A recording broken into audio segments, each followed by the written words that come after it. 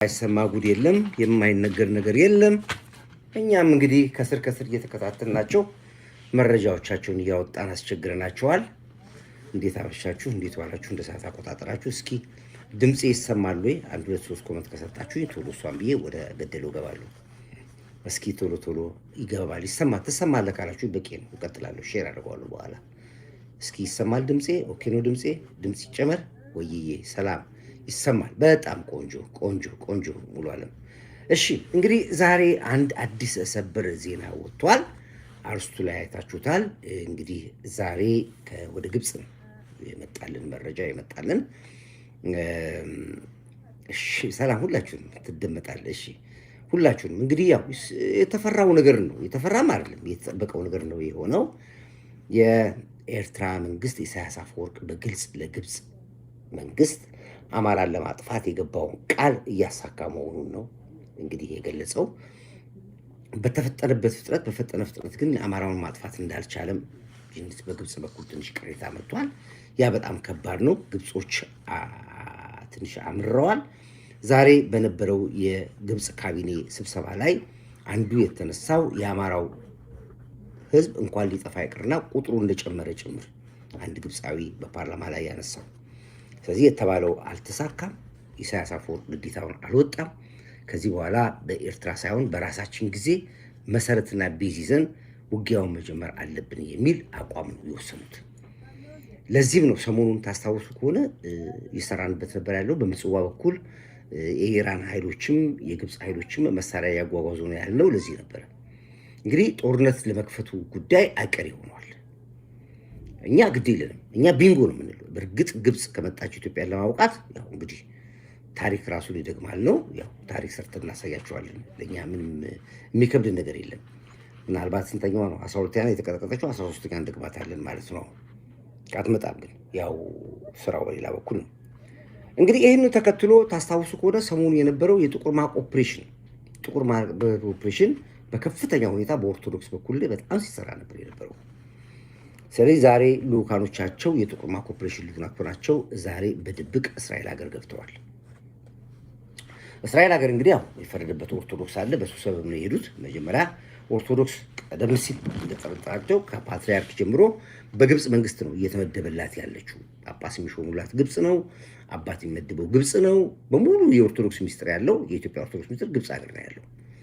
ትልቁ የጦርነት ሜዳው ለግብጽ ከየትኛውም በላይ ኦርቶዶክስ ነች። እዛ ውስጥ ነው ሁሉ ነገር የሚያዙት። ዛሬ የጥቁር ማቅ ኦፕሬሽን የሚመሩት በሙሉ ልኡካኖች የግብጽ አባላቶች ናቸው። ከግብጽ ነው የሚታዘዙትም ለግብጽ ነው።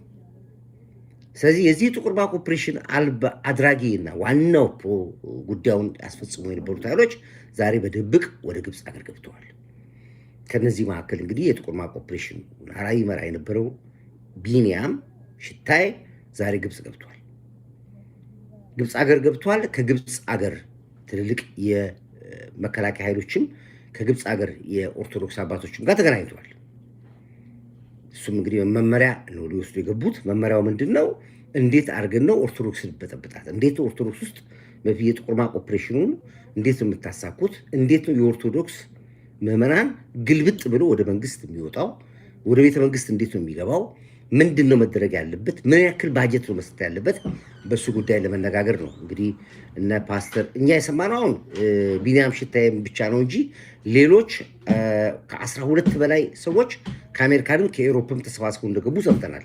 እያጣራን ያለ ነው። ከግብጽ መረጃዎች እንደነገሩን ከሆነ እያጣራን ያለ ነው። በእርግጠኝነት መረጃዎች እናገኛለን። አሁን የተወሰኑትን የ4 ሰዎች ዝርዝር አውጥተናል። እየተከታተልን ያለ ነው። እንግዲህ ኦርቶዶክስ የሆናችሁ በሙሉ ተጠቀቁ። ለዚህ ነው ከነዚህ ሰዎች ጀርባ ያለው ግብጽ ነው። የጥቁር ማቅ ኦፕሬሽን የሚመራው በእነሱ ነው። ጥቁር ማቅ ኦፕሬሽን ማለት በምን እንደሆነ እንዴት ልትሰራ ነግረናል፣ እወቁ ብለን ነው ያስቆምነው። ለዚህ ነው ታስታውሳላችሁ፣ ይሄን በደንብ ሰርተንበታል። ስለዚህ ዛሬ እንግዲህ